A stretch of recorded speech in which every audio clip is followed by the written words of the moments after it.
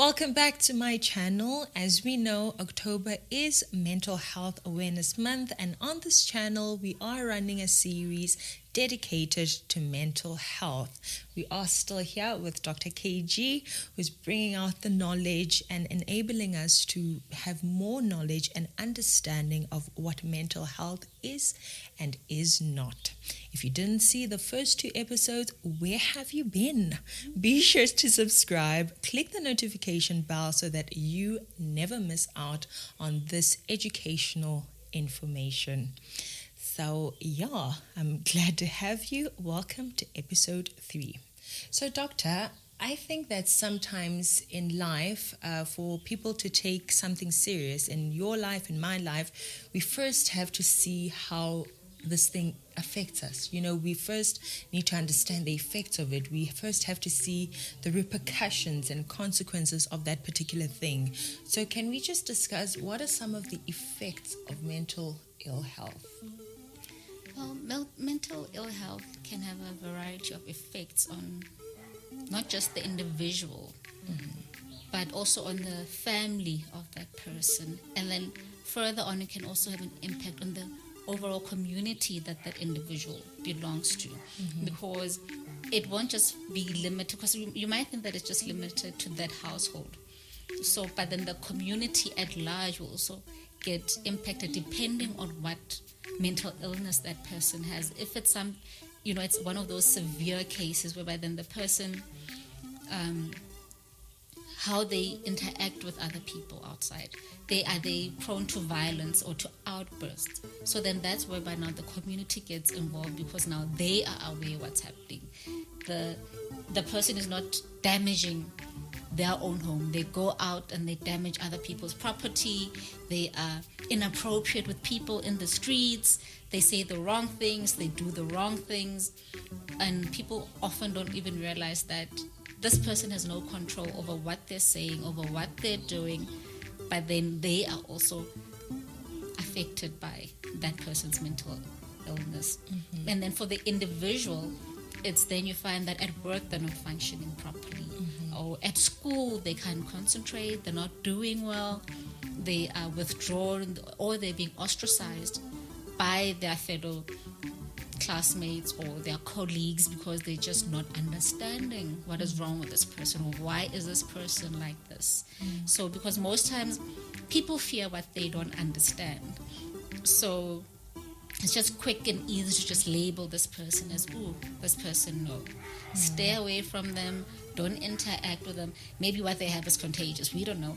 So it's those things, that's the kind of effect it can have on them. And also then it can also put, there's an impact also on the overall structure, whereby now when there's an increase in mental health, then that puts a strain on the system already. More admissions at hospital, more need for professionals to step in. So that can also have a financial impact on like free clinics where people can need to go for help, for assistance. So if there's an increase in the incidences of mental health, then our health system becomes overburdened, because there simply are not enough people to deal with with all these different mental illnesses that are showing up. That shows us that it's not just the individual's problem, the one who's suffering the mental illness. It's all of our responsibility. We are all affected. We just don't see how we are affected. Exactly. Especially what you said now in the end, to say our our health system is also affected. Your taxes, my taxes are going to be used to help that them, person. exactly. If they're a violent person, our neighbors are affected. We might be the neighbor that is affected. The police have to now work even harder. The teachers at school have to work harder because of it. So I think that kind of reframes it and enables us to see that it's not the individual's problem, but it's all of our problem. It's a societal problem. Yeah, yes. as a community. Yes. Now, as we understand that it's our problem as a community, what are the solutions available to people who are having mental ill health? Well, I think when it comes to the solutions, of course, there are the ones that we as professionals can offer.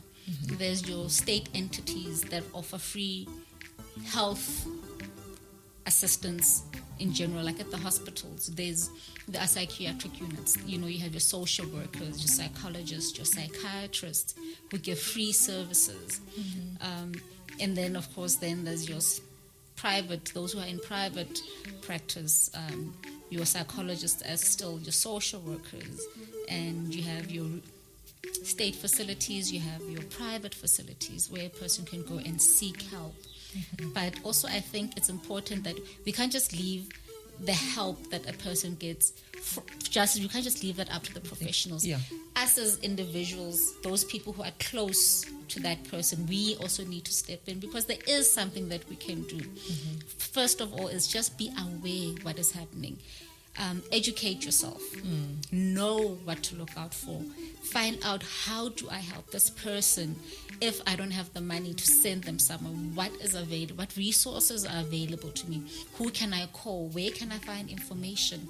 How can I contain this as a lay person so that it does not escalate? Because some of these mental health issues, if you know enough, there is something you can do as a lay person to just try and assist, just to contain the person so that you don't exacerbate their condition. But if you don't know, then you might actually just make matters worse. But education helps. Know what's happening.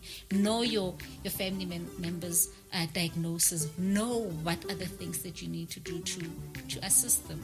And for the person who's dealing with a mental illness, they also need to be clued up on what it is that they are suffering with, what it is they need to try and avoid, like the triggers, what triggers that condition. Because it's not like when you have a mental illness, it's on 24/7. You have moments of clarity depending on the severity of what you are dealing with. There are days where you are okay, but then you find in some instances there are certain things that trigger you. So are those triggers, are they things that you can avoid?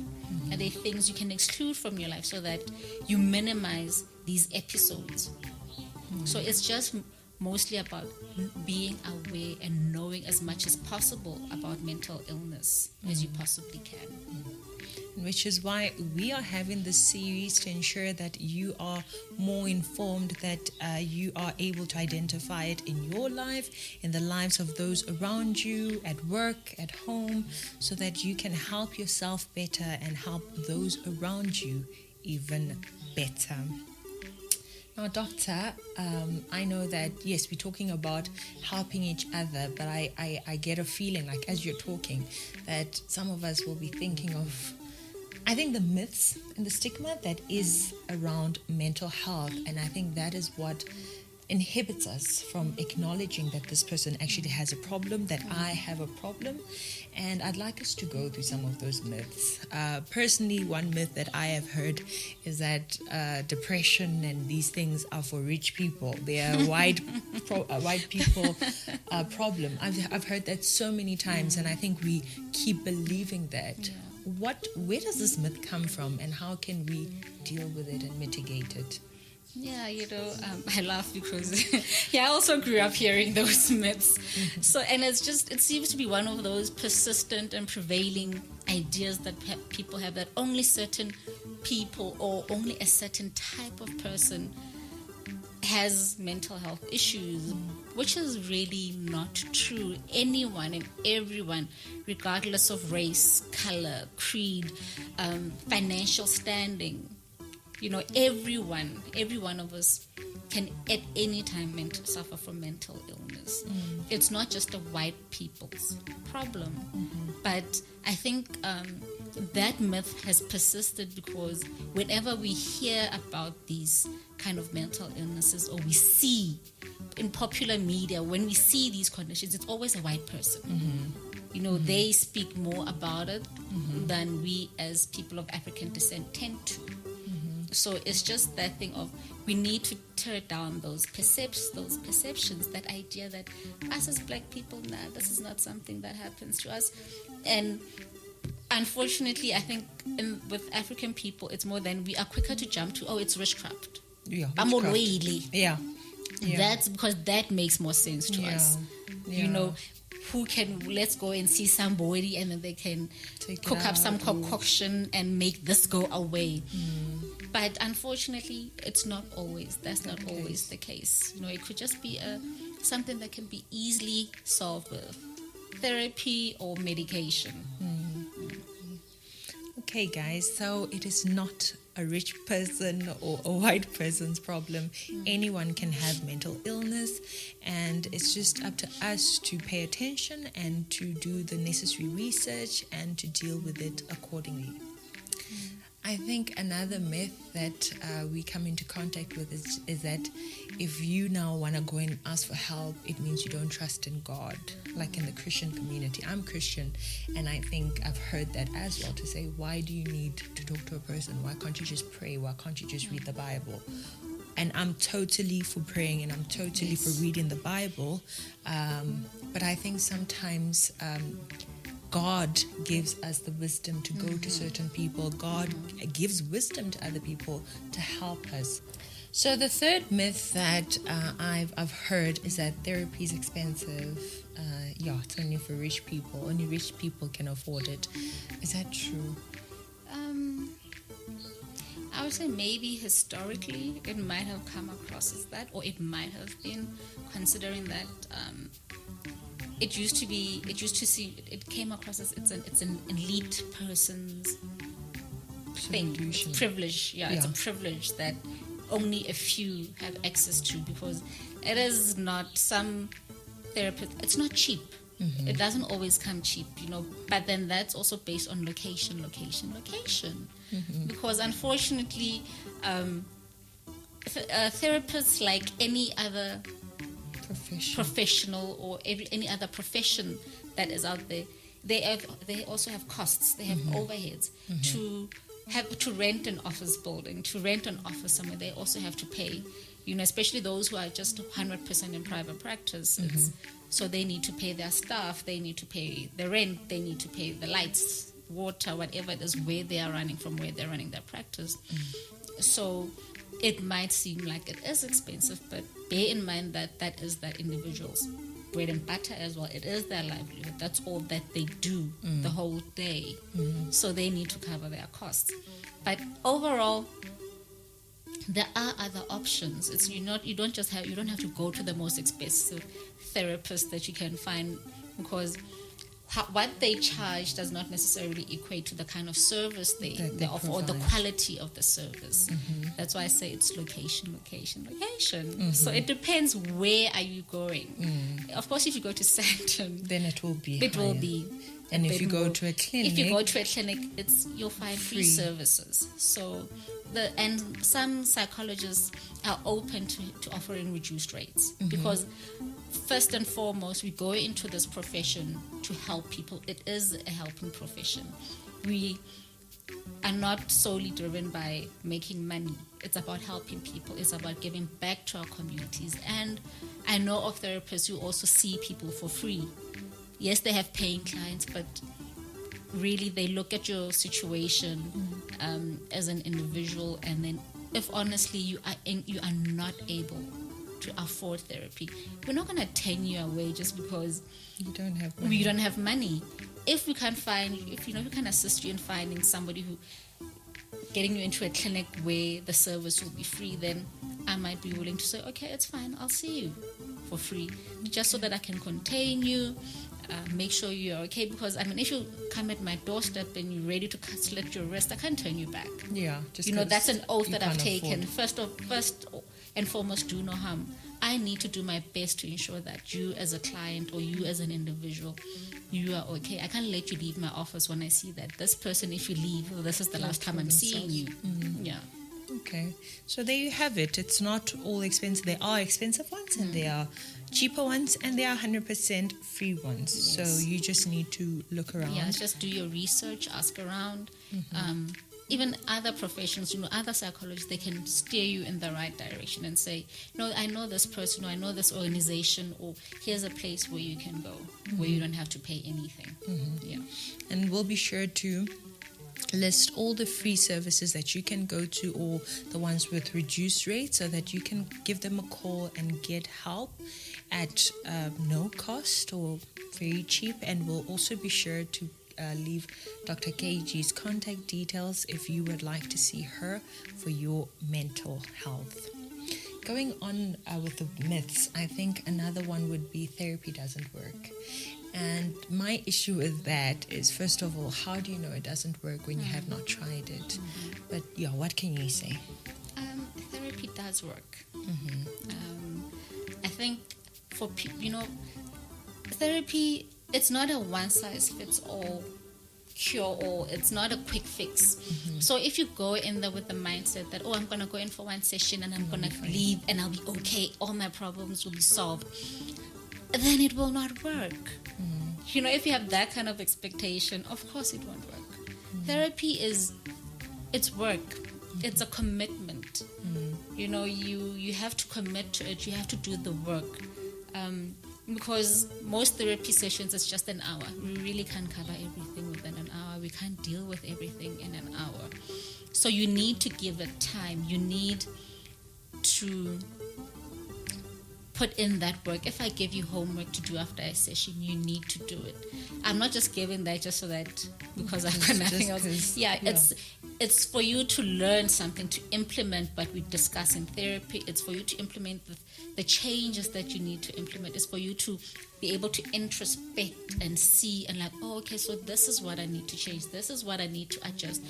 This is what went wrong. This is how I can counter that in the future. But that is a process. You can't just come in today and you're cured.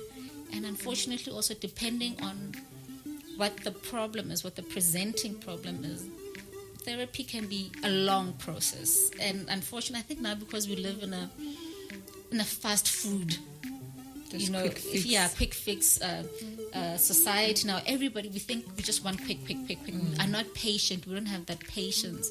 So you need to be patient when it comes to therapy. Then it will work.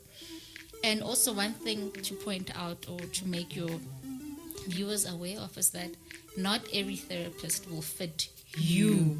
So it's okay to shop around, for lack of a better word. It's okay if you find this therapist, they're not working for you, or it's not a fit, or you don't agree on something. Find somebody else who is a fit for you, somebody who comes from a point where they understand you as an individual, they understand your beliefs, they understand what makes you you. So it's like, it's like buying a car. You don't just take the first car that you see. So it's important, do your research beforehand. Find out about the therapist that you want to see. What kind of therapist are you looking for? Because as therapists, we work from different modalities, from different viewpoints. We are trained differently. And there are some who specifically only work from one point of view. There might be some who are just strictly CBT, some are strictly psychodynamic, and you find your systems therapists. So it's important, ask the questions beforehand. You don't just have to go to the first person you find. Ask them, how does your therapy process look like? Which modality are you using? This is my problem. Do you think the way you do therapy, that will work for my problem? Because there are certain issues that need certain kind of treatment. Okay. So you have a right to find out and do your research before you commit to a therapist. Yes. Okay. I didn't even know that you could do that. So if you have been to therapy and it didn't work, it doesn't mean that therapy doesn't work. Maybe you got the wrong therapist. Maybe you didn't give it enough time. Maybe you were not committed enough. And I think also it's important to realize that it's also not for everyone. Yes, I think it's important to acknowledge that it's not for everyone.